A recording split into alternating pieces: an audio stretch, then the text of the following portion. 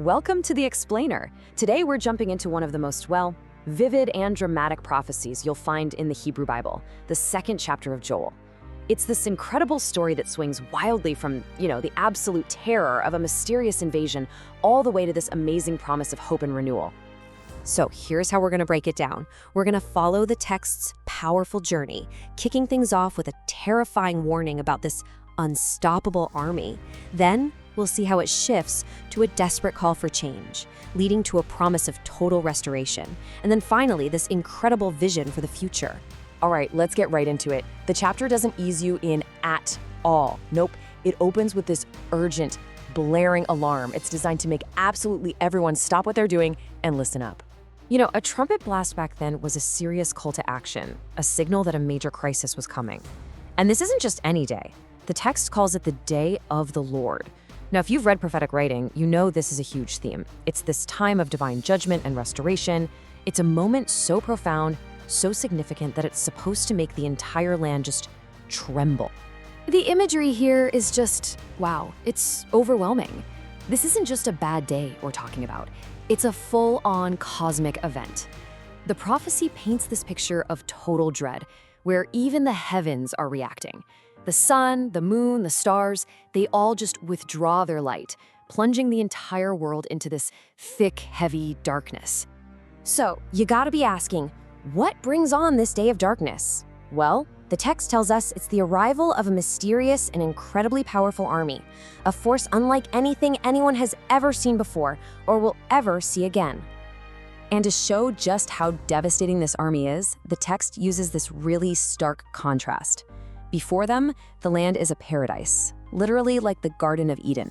But behind them, it's just a desolate wilderness, a barren wasteland. Absolutely nothing escapes. The way this army is described is just chilling. Now, there's some debate, right? Is this a literal army of locusts, which was a devastatingly real threat back then, or is it a metaphor for a human army? Honestly, the effect is the same. They look like horses, they sound like chariots, they're super disciplined, marching in perfect ranks, and they're relentless. They climb walls, they get into your house like a thief.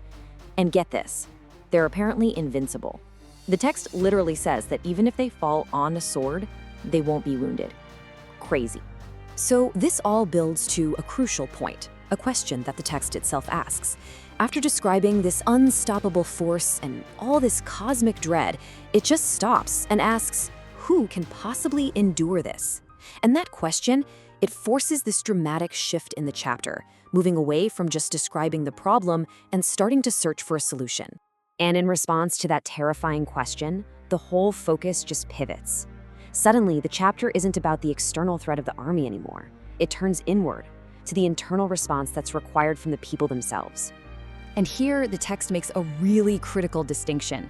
It says, don't just rend your garments, which was, the traditional outward sign of grief. No, it says to rend your heart.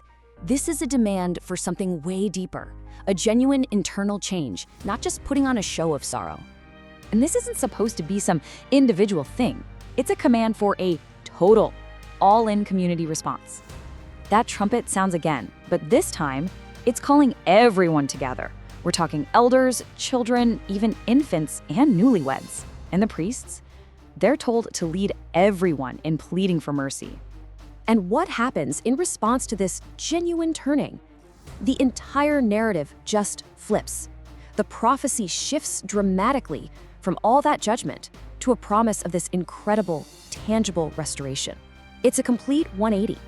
The very first promise is super direct, right to the point. That destructive force that caused the whole crisis, that northern army, it's gonna be completely removed, driven off into some barren land.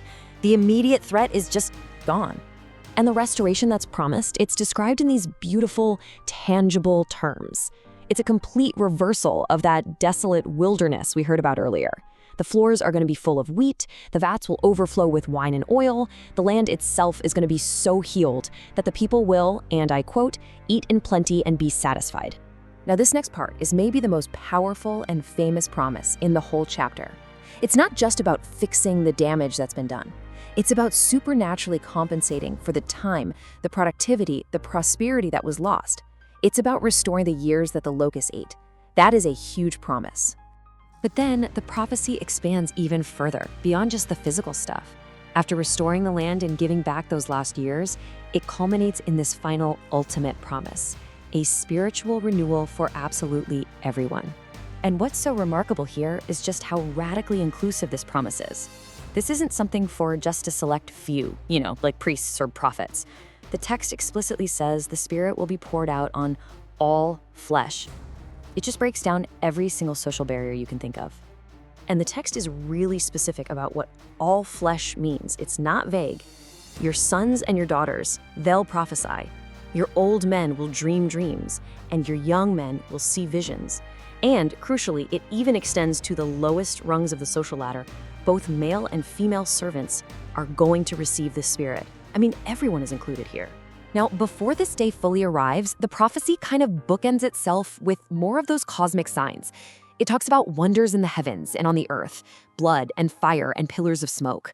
The sun turns to darkness and the moon to blood.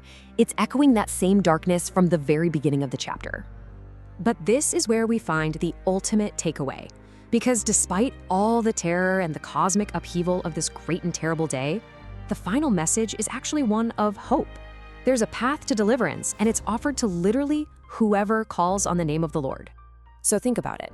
We go from a terrifying alarm that shakes the entire earth, all the way to a promise of total physical and spiritual restoration.